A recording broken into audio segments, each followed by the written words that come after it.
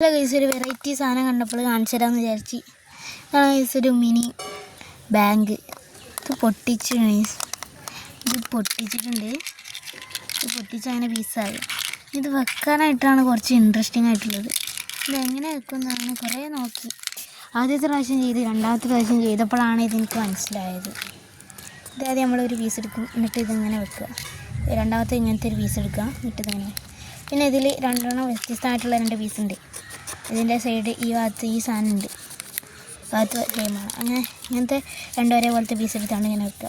എന്നിട്ട് ഞാൻ നേരത്തെ കാണിച്ച അങ്ങനത്തെ ഒരു പീസ് എടുത്താണ്ട് ഇവിടെ ഈ ഭാഗം ഉണ്ടോ, ഈ ഭാഗം ഇങ്ങനെ വരുന്ന വിധത്തിൽ, അതായത് ഇങ്ങനെ വരുന്ന വിധത്തേക്ക് ഇങ്ങനെ വെച്ച് കൊടുക്കുക.